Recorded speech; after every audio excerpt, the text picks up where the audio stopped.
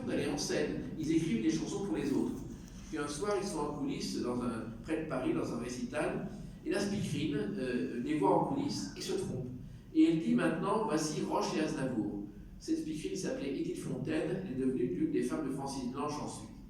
Et Roche et Aznavour se retrouvent comme des imbéciles obligés d'entrer en scène. Que faire? Roche se met au piano, il joue des chansons très laides, Aznavour suit, et c'est comme ça que ça débute. Et petit à petit, le duo Roche et Aznavour va se constituer. Et ils se produisent ainsi dans des cabarets et à la radio. À la radio, à l'époque, il y a des émissions publiques sur la chaîne parisienne, qui est France Inter aujourd'hui. Et un jour, une émission publique rue Washington, près de chez vous, cher Henri-Jean, il y a au premier rang Charles Trenet et Edith Piaf. Edith Piaf écoute Aznavour et elle rigole. Elle dit « Viens voir toi, mon petit ». Il va timidement, elle n'a même pas remarqué Pierre Roche qui est derrière le piano. « Qu'est-ce que tu fais toi? Tu viens chez moi ce soir ». Et elle se retrouve, et il se retrouve au 26 rue de Péry, près de chez vous, Henri-Jean, avec toute la bande de Piaf, Marguerite Monod, les auteurs, les compositeurs. Elle dit, tu sais danser? Et Aznavour entraîne Piaf dans une valse à l'envers. Et ce jour-là, sa vie a changé. Car Piaf a cru tout de suite en celui qu'elle appelait le génicon. Parce qu'elle trouvait qu'il était génial, mais qu'il lui manquait quelque chose pour réussir. Et pendant 8 ans, Aznavour va vivre chez Piaf. Attention, il va vivre sans jamais être son amant, ce qui est un cas exceptionnel. Et quand on lui en parlait, il disait de toute façon, je n'étais pas son type d'homme. C'est vrai qu'il n'était pas son type d'homme. En revanche, ils ont beaucoup travaillé ensemble. C'était une époque où il n'y avait pas de problème de droit d'auteur, de société d'édition musicale. Donc Piaf se mettait devant lui, et tous les deux, ils écrivaient des chansons. Comme ça, pour le plaisir. Ensuite, Piaf les donnait, disait tu donnes à telle chanteuse. Mais quand c'était une chanteuse qui acceptait la chanson, Piaf s'arrangeait pour la chanter avant la chanteuse, parce qu'elle ne voulait pas qu'une autre femme soit meilleure qu'elle. Mais Aznavour acceptait tout ça. Puis un jour, ils sont devant la feuille, et Aznavour lui dit « Le ciel bleu sur toi peut s'effondrer », les 2 premiers vers de l'hymne à l'amour. Ah, tiens, c'est un bon début ça. Elle prend les 2 premiers vers, elle écrit la suite, elle donne le texte à Aznavour qui dit « Tiens, c'est une belle chanson, on dirait un hymne à l'amour ». Et c'est comme ça que Piaf a un très bon titre, je le prends. Et c'est comme ça que l'hymne à l'amour est né. Edith Piaf, auteur, Aznavour n'a jamais signé, mais lui-même m'a dit à plusieurs reprises qu'il était l'auteur des 2 premiers vers de cette chanson. Et il n'a jamais réclamé le moindre nom d'auteur, jamais. C'était vraiment l'amitié. C'est une autre époque, on ne peut pas l'imaginer aujourd'hui, tout le monde co-signe. Là, c'était l'amitié. Prenez l'exemple de La Vie en rose. Marguerite Monod, qui était la meilleure amie de Piaf, a dit « Oh, cette chanson, je te fais une musique, mais je ne veux pas la signer parce que ça ne marchera jamais. » Elle ne l'a pas signé, c'est l'avant de passage de Piaf qui l'a signé, et la famille ne le regrette pas aujourd'hui. Alors, Piaf a fait beaucoup pour Aznavour, parce qu'elle lui a dit, écoute, tu veux faire des chansons, tu veux écrire, tiens, t'as pas d'argent, je t'en donne. Sors, drague, va te souder la gueule, tu auras des idées. Et c'est comme ça qu'Aznavour a commencé à écrire des chansons, en sortant le soir, en ayant des idées, parce que la chanson, c'est la vie. La chanson, c'est pas je t'aime, tu m'aimes, ou on a des problèmes, non. Et à chaque fois de toutes ces sorties, il ramenait des idées, ses premières chansons. Mais personne n'en voulait. Alors il avait été avec Roche au Canada, grâce à Piaf aussi, parce qu'il faut savoir que Piaf l'a pris comme régisseur, lui a dit tu viens avec moi aux États-Unis. Roche et Aznavour sont venus aux États-Unis. Et quand ils sont arrivés, Piaf était avec Marcel Cerdan, il y a eu une belle histoire d'amour, les avait totalement oubliés. Donc les a virés et les a envoyés au Canada où ils ont débuté, où ils ont eu leur premier succès. Et puis Roche est tombé amoureux au Canada, donc Aznavour est revenu en France pour chanter seul. Mais personne ne voulait de lui. On le démonissait, on disait qu'il n'avait pas une voix pour chanter, on disait que ses textes étaient nuls, on disait qu'il n'avait pas de présence en scène. Et son premier succès... Il avait un physique, oui, on disait le crucifié du traversin, on l'appelait. D'ailleurs, il m'a dit il y a 3 ans, ils ont mis 70 ans à me trouver du talent, et aucun critique ne s'est excusé ensuite de ce qu'il m'a dit, de ce qu'il a écrit, sauf un, et ce critique, je lui en suis reconnaissant, parce qu'il a écrit après mon premier Olympia, Mea culpa. Bref, Aznavour n'a aucun succès. Il fait une chanson pour Gréco, qui obtient le Grand Prix de Deauville. À l'époque, il y a un Grand Prix de la chanson française à Deauville, et c'est Je hais les dimanches. C'est son premier succès. Mais c'est quand même la misère, les droits d'auteur ne sont pas ce qu'ils sont aujourd'hui, il n'y a pas de droits dérivés, il n'y a pas de DVD, il n'y a pas tout ça, donc ça ne va pas. Il fait des cabarets, il débute au Crazy Horse, il fait l'ouverture du Crazy Horse Saloon avec Fernand Reynaud qui débute aussi, et Raymond DeVos. Il fait le Moulin Rouge, mais le Moulin Rouge n'est un cabaret où l'on chante, où il y a des music-halls, où il n'y a pas encore les revues d'aujourd'hui.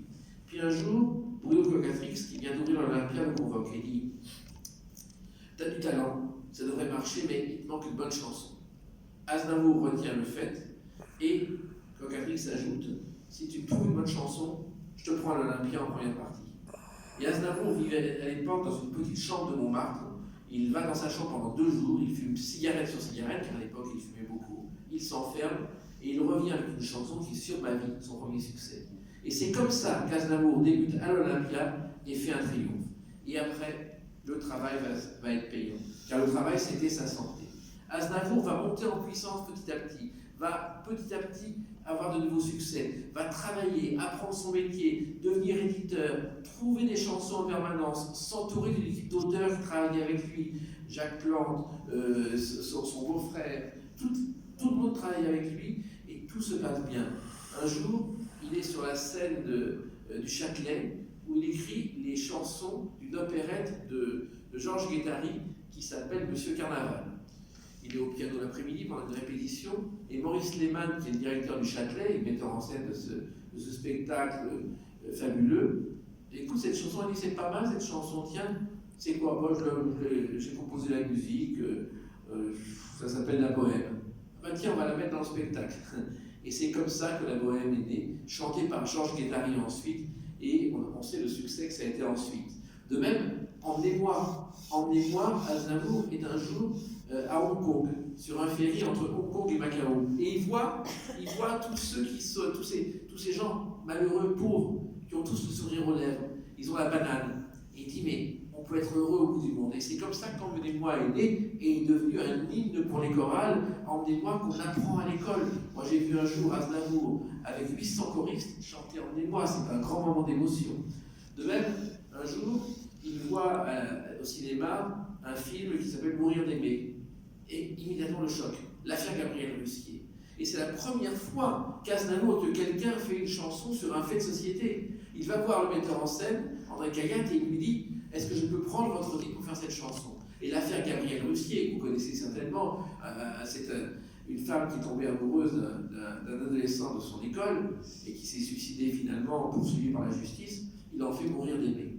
Et petit à petit, Aznavour va mêler les chansons d'amour et les chansons de société, et avec le succès qu'on connaît. Et puis, il y a les États-Unis. Alors les États-Unis, c'est parti tout simplement d'un fait, il voulait réussir là-bas, comme Maurice Chevalier, l'un de ses maîtres. Alors vous savez que aller aux États-Unis, c'est facile. On loue Carnegie Hall, on fait un spectacle avec des copains, et on dit j'ai triomphé à New York. Régine et quelques autres l'ont fait, sans problème.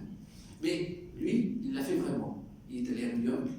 Il est allé à New York avec Eddie Barclay, qui a loué un avion, ce qu'on ne peut pas imaginer aujourd'hui, pour transporter le tout Paris, un avion spécial pour emmener le tout Paris voir Aznavour à New York. Non seulement ça a marché, mais il a obtenu des contrats dans d'autres villes des États-Unis. Et petit à petit, en 1 an et demi, il a réussi petit à petit à faire toutes les villes des États-Unis et à chanter, à se faire connaître. Et à chanter en français et en anglais. Car il faut savoir que jusqu'à la fin de sa vie, jusqu'à ses derniers concerts, Aznavour chantait toujours quelques couplets dans la langue du pays où il se trouvait, en russe, en anglais, en espagnol, en allemand, en italien. Il y avait toujours quelque chose de ce côté-là. Et donc il devient une star aux États-Unis. Une star mais extraordinaire, c'est que dans les derniers concerts des dernières années, il faisait le Radio City Music Hall, une salle mythique de New York de 10 000 places. C'était plein à craquer, on refusait du monde. Il est aujourd'hui, et il demeure avec Maurice Chevalier, le français le plus connu aux États-Unis. Piaf a été connu dans certaines régions, à Los Angeles, à Chicago, à New York, mais lui, il était connu à travers tous les États-Unis, comme Maurice Chevalier, grâce à ses films. Alors, il y a eu aussi une chose importante dans la vie de Charles Aznavour, c'est la guerre. Il y a 3 ans, il lui montre fièrement chez lui une planche de timbre avec ses parents, des timbres d'Israël marqués les justes, car ses parents ont été faits justes en Israël. Pourquoi? Parce qu'ils ont caché les Juifs pendant la guerre. Et Aznavour a été complice. Il se trouve que son père, Micha Aznavour, et sa mère tenaient donc ces restaurants où ils faisaient régulièrement faillite. Ils étaient amis avec un certain Misak Manoukian, qui pendant la guerre tenait des réseaux de résistants. Et petit à petit, eh bien, des juifs ou des soldats déserteurs vont se cacher dans l'appartement de 2 pièces d'Aznavour pendant des mois et des mois. Et la nuit, que fait le petit Charles qui a 12-13 ans? Il prend les costumes de soldats dans des sacs et il va les joser dans des égouts, au nez à la barbe de la Gestapo. Alors plusieurs fois, il finit par être opéré, et que ce soit son père ou Charles lui-même, ils vont à l'hôtel juste en face, dormir la nuit. Ils voient par la fenêtre la Gestapo arriver. La mère de Charles fait un numéro absolument incroyable de comédien. Ils sont partis, je ne sais plus où ils sont, ils vont quitter, enfin, il fait un numéro de peur incroyable. La Gestapo s'en va, et Charles et son père, Michal, peuvent réintégrer l'appartement tranquillement. Et donc, à la fin de la guerre, pendant toute cette guerre, Charles n'en a jamais parlé. Pendant toute cette guerre, ils ont sauvé, je crois, une trentaine, une quarantaine de personnes. Isaac Manoukian a été pris par la Gestapo, a fini tristement ses jours, mais son père et Charles y ont échappé par miracle. Alors, la vie d'Aznavour, c'est aussi... pourquoi cette région de Provence? À cause de Marseille. Parce qu'on ne le sait pas, mais Charles apprenait l'accent marseillais sans le moindre problème. Et en 1937, Henri Varna, qui était directeur du Casino de Paris, du Palace, transforme le Palace en un lieu qui est l'Alcazar de Paris, pour être complémentaire de l'Alcazar de Marseille, dont tout le monde a parlé, où les musiciens ou les artistes se faisaient jeter en permanence, recevaient des tomates. Il y a une anecdote célèbre d'une femme qui est dans les coulisses, et Aznavour l'a raconté tout le temps, et qui tricotait tranquillement pendant que son mari était sur scène et recevait des tomates. Alors quelqu'un lui dit, enfin madame, regardez votre mari, il reçoit des tomates, vous ne bougez pas, vous continuez à tricoter. Oh, il dit ça c'est rien, hier à Montpellier, ils me l'ont battu. Et ça amusait beaucoup Aznavour. Donc il a débuté à l'Alcazar de Paris et à l'Alcazar de Marseille, dans une revue qui s'appelait Vive Marseille, où il a joué avec l'accent marseillais pendant plus d'1 an. C'est dire ses liens avec la Provence. Et, il a été fait citoyen d'honneur de Marseille. Il a été fait citoyen d'honneur de Marseille, citoyen d'honneur de Bourg-Guès. On ne compte même pas les villes dont il est citoyen d'honneur. Et puis, il aimait cette région aussi parce qu'il avait beaucoup d'amis. Alors, il allait chez les uns, chez les autres. Il allait chez Jean Reynaud, de Provence. Un jour, je l'emmène chez Anne Goscinny, qui est à Saint-Hilaire-du-Grec, qui est une amie. Je lui dis, écoute, j'ai un copain, tu viens déjeuner chez toi demain, j'ai un copain qui veut venir, Charles Aznavour. Il a failli tomber de sa chaise, et on a beaucoup ri. Parce que c'était un déjeuner assez coincé, je peux le dire aujourd'hui, avec des gens très sérieux. Et Aznavour, constatant ça, a dit, je vais vous raconter une anecdote sur Piaf. Donc écoute, c'est Aznavour. Voilà, Piaf, on va au restaurant un soir, je fais son secrétaire, et Piaf, il y avait 10 personnes, avait la spécialité de commander pour tout le monde le même plat. Elle dit un pot-au-feu. Tout le monde prend le pot-au-feu, et à la fin du repas, très bon. Et elle dit, est-ce qu'on peut m'amener l'os du pot-au-feu? On lui amène l'os du pot-au-feu. Est-ce que vous auriez une feuille de papier? Oui. On emballe le pot-au-feu, on lui donne une feuille de papier, une enveloppe, elle écrit un mot, et elle le donne à Aznavour en disant, tu apporteras cet os et ce mot à André Luguet. André Luguet était un comédien célèbre à l'époque, et elle détestait sa femme. Et Aznavour regarde le mot, il y avait écrit, voilà l'os de mon cul pour que tu en fasses un bouillon. Vous imaginez dans un déjeuner mondain l'effet que ça fait, et ça nous faisait beaucoup rire, car Aznavour adorait rire. Et c'était aussi un homme très cultivé. Il a un certificat d'études, mais il a tout vu, tout lu. Chez lui, à Bourg-Guès, un coin de la maison, c'était une bibliothèque avec des livres reliés de tous les grands auteurs classiques du 19e et 20e siècle. Il y avait aussi bien Balzac que Jules Verne, que les Mémoires de Maurice Chevalier, que Céline. Céline, il a rendu visite à sa femme Meudon pour son 105e anniversaire. Il adorait se cultiver. Tous les soirs, il lisait. Et à partir de 19h, il regardait la télévision pour trouver des idées et aux informations et regarder un film. Il avait une bibliothèque incroyable. Il avait vu tous les films possibles et imaginables, que ce soit les films dramatiques, les comédies ou les comédies musicales qu'il affectionnait. Il a d'ailleurs écrit une comédie musicale qui a été jouée à New York, Lautrec, qui a eu un certain succès, qu'il voulait monter à Paris dans 2 ans et que, hélas, ne sera pas monté. Et puis dans cette vie, il y avait une part importante pour sa famille. Alors sa famille, bon, il faut savoir que Aznavour a eu 2 premiers mariages, pas très réussis. Et le 3e, ça a été un coup de foudre pour Ulla, qui est devenue sa veuve. Ça se passe en 64, il va dans une discothèque à Saint-Tropez, et Ulla, toute jeune, est là, par la peine française, je ne sais absolument pas qui est Aznavour, et une histoire d'amour naît. une histoire d'amour au nez et à la barbe des paparazzi. Parce qu'à l'époque, c'est pas comme aujourd'hui, il n'y a pas la presse qu'on appelle pompeusement people. Non, non, on fiche la paix à tout le monde. Et pendant 3 ans, il va vivre discrètement, on va voir cette blonde à côté de lui et personne ne va l'embêter. Et il va l'épouser à Las Vegas, d'abord, dans un premier temps, avec un mariage qu'il veut intime. Malheureusement, on ne sait pas ce qui s'est passé, mais le tout New York et le tout Los Angeles a été averti. Il chantait dans un hôtel de Las Vegas. À midi, il s'est marié dans la chapelle, comme tout le monde. Il y a eu 250 personnes, dont Sammy Davis Jr., dont toutes les stars d'Hollywood. Il s'avait plus donné de la tête, et c'était vraiment, on a dit, oui, regardez, Aznavour, il a toutes les stars autour de lui, il veut un mariage mondain. Pas du tout. C'était vraiment, on ne sait toujours pas, et personne ne saura jamais, comment ils sont venus. Et puis, il y a l'intelligence d'Aznavour. Philippe Bouvard a toujours dit qu'il était sans doute l'artiste le plus intelligent qu'il ait rencontré. Et c'est vrai.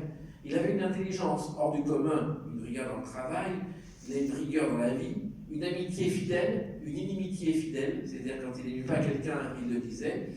Et il avait le sens de l'organisation parce qu'il était un champion d'échecs. Il jouait aux échecs en permanence, peut-être pas les dernières années, mais ça le passionnait. Et puis il aimait les défis. Chaque fois qu'il y avait un nouveau défi à relever, il le faisait. Quand, avec Bouvard, quand je débutais, il y avait une émission qui s'appelait RTL Non-Stop, vous en souvenez certainement. Il a été le seul à faire 3 semaines de émission alors que le soir il chantait l'Olympia. Et puis il a voulu aller de plus en plus loin. Quand on a annoncé ses adieux à la scène, non, c'était faux. Il voulait annoncer, il ferait plutôt longue tournée, mais il a continué. Et il avait un programme de tournée pour l'année 2019 en Australie, dans tous les pays possibles et imaginables. Et qu'est-ce qui s'est passé? Au mois de mai, avant de partir à Tokyo, où il devait fêter son 94e anniversaire, il fait une chute dans son jardin, une chute stupide, et il se casse le bras. Et ce bras cassé, on ne pouvait pas le réparer avec un bras dans le plâtre, on a mis des clous dans le bras, et ça l'a beaucoup épuisé. Et moi, je l'ai vu au début de l'été, très fatigué. Il m'a dit, oh, j'ai le sentiment d'être sur la pente descendante et ça m'emmerde, parce qu'il ne voulait pas s'arrêter.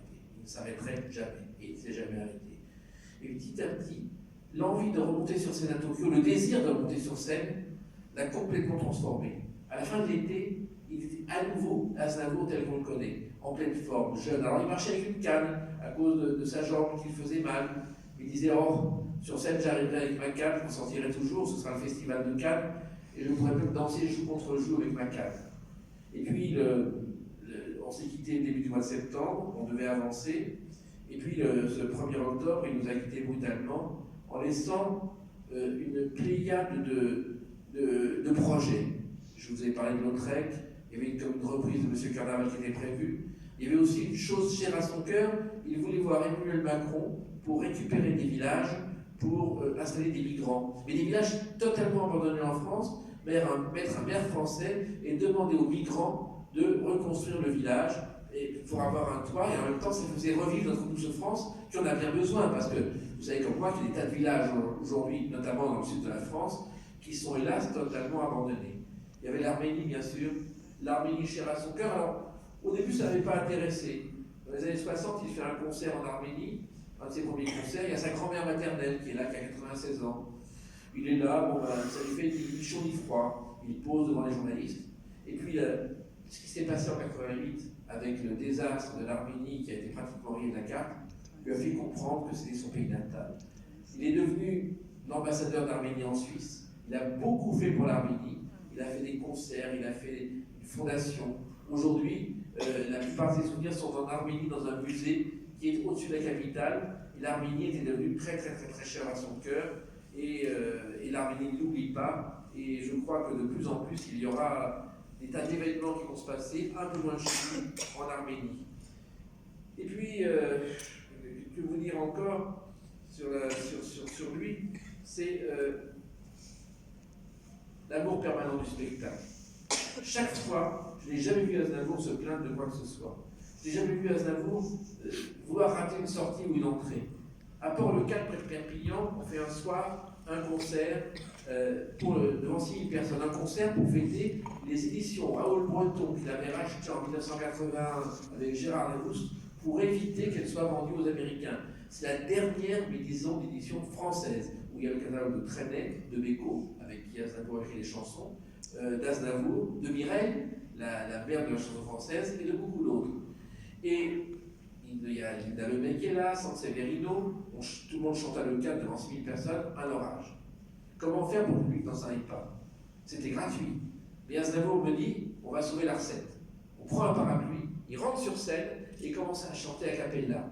Et je n'oublierai jamais cette scène où sous la pluie, avec un parapluie, il a chanté a cappella plusieurs chansons, et le public trempé est resté. C'était ça Aznavour. On ne lâchait jamais la scène, il n'a jamais lâché la scène. Aujourd'hui, il n'est plus là, mais tout le monde se souvient de lui. Oh, tout le monde ou à peu près. Un souvenir encore, à Saint-Martin-de-Croix, près de Mauriès, un soir, il y a les gypsies qui chantent. Donc on y va. On va voir les gypsies, on va voir Chico. Donc on prend la voiture marquée corps diplomatique, on prend la route de Saint-Martin-de-Croix. Naturellement, tout le monde reconnaît Aznavour, on laisse passer, la police le laisse passer. On arrive devant la grille d'entrée pour faire rentrer la voiture. Un cerbère fait vous êtes qui, vous? Il fait Aznavour. L'autre va regarder sa feuille. Ah oui, Aznavour. Il a éclaté de rire, il y a au moins une personne au monde qui ne me connaît pas. Et ça faisait beaucoup rire. C'était ça aussi la modestie d'Aznavour. Et c'est vrai qu'on espérait qu'il chante encore à 100 ans. On espérait qu'il soit encore longtemps parmi nous. Il avait la forme pour ça. Le destin en a décidé autrement.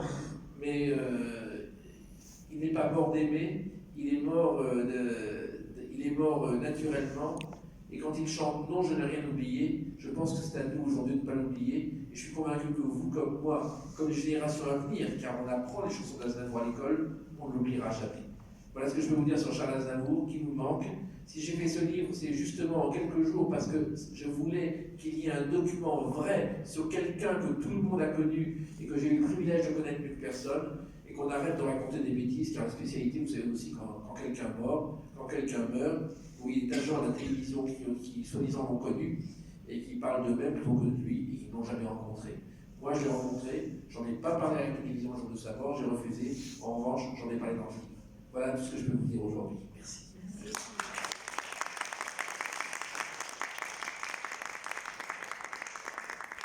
Si vous avez des questions, on est à votre disposition. Oui. Comment s'est exprimé Charles Aznavour par la chanson ou dans les médias, j'ai pas souvenir de ça, mais peut-être la discographie en tête, sur le génocide arménien? Il n'a pas fait de chanson sur le génocide arménien.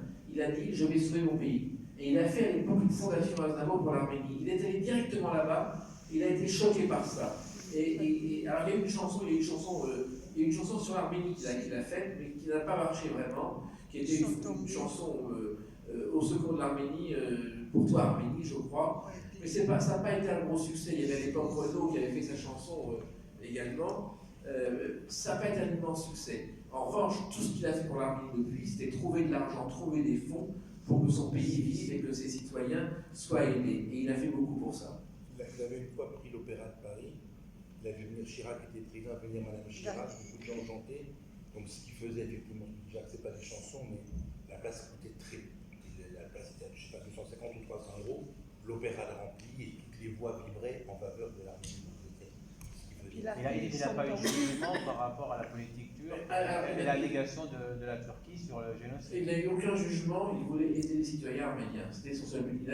Aznavour n'a jamais pris de position politique. Jamais. Il voyait les chefs d'État, mais c'était pour leur demander quelque chose par rapport à la chanson. Exemple, un jour, il a vu Jacques Chirac et elle dit il faut un thème d'opérette à Paris. Il a vu Bertrand Delanoë pour ça aussi. Et c'est comme ça que les trois Boudets, théâtre historique, où ont débuté Brassens, Félix Leclerc, et Brel, Devos, Béard et quelques autres, a été repris et transformé. Malheureusement, quelques branchiers ont voulu en faire un théâtre pour les jeunes, avec des jeunes talents qui n'en ont pas vraiment. Et c'est un théâtre peu fréquenté, en tout cas par le public. Oui, excusez-moi, j'ai peut-être manqué le début où vous avez dû expliquer. Le livre retrace, enfin il en manque beaucoup du livre. Non, alors ce livre, on devait le signer tous les deux avec des photos. Oui. Le livre est complet. Ah, le livre est complet sur la vie d'Aznavour parce qu'il m'avait tout dit. On avait fini nos entretiens, il m'avait tout dit et on avait vérifié tous les détails que je souhaitais vérifier. Je l'ai tous les après-midi chez lui vers 18h. Il m'a dit vous êtes le seul que je reçois comme ça en quelques secondes. J'avais 200 mètres à faire à pied et on parlait pendant 1 heure. Donc j'avais tout. Et lorsqu'il est mort, l'éditeur m'a dit, écoute, il faut que, avant que d'autres racontent n'importe quoi, tu te racontes la vérité. Et tout en travaillant dans le Figaro et à la radio, j'ai en 8 jours écrit ce livre. D'accord, merci. Et encore une fois, j'ai fait ce livre qui est signé Charles Aznavour et Jacques Plessis parce que c'est le dernier livre de Charles Aznavour. On avait un contrat ensemble et je n'ai fait qu'être la plume de ce qu'il m'a dit. Et encore une fois, je l'ai fait parce que non pas pour faire un coup, parce que c'est pas ça, mais parce qu'il me semblait important, encore une fois, ne raconte pas n'importe quoi sur lui avec des gens qui n'ont pas connu et qui s'en servent. Et il a écrit d'autres livres. Il a écrit beaucoup de livres. Il a écrit, ses premiers livres de souvenirs à Aznavour par Aznavour, ce n'est pas lui qui les a écrits, c'est un journaliste qui s'appelait Jean Delis, qui travaillait au Point. Ensuite, il y a eu beaucoup de biographies. Et il a fait 3-4 livres qui sont sortis il y a quelques années, où il raconte quelques souvenirs. Alors il m'a toujours dit, je ne sais pas si c'est vrai, qu'il voulait écrire un livre sur Piaf qui serait publié après sa mort. Et puis je vais vous dire une chose, parce qu'on est entre nous aujourd'hui, qu'il m'a dit. Il m'a dit, mais racontez-le un jour si vous voulez. La mort de Marcel Cerdan, le 27 octobre 1949, ça personne ne le sait. Dans un avion entre Paris et New York. Pourquoi Edith Piaf a-t-elle été traumatisée? Pourquoi a-t-elle est-elle tombée malade? Et c'est l'origine de sa polyarthrite qui l'a détruite. Parce qu'elle convoquait Marcel Cerdan pour le virer. Elle voulait le rompre avec lui. Elle voulait le rompre vite. Donc c'est pour ça qu'il a pris l'avion au lieu du bateau.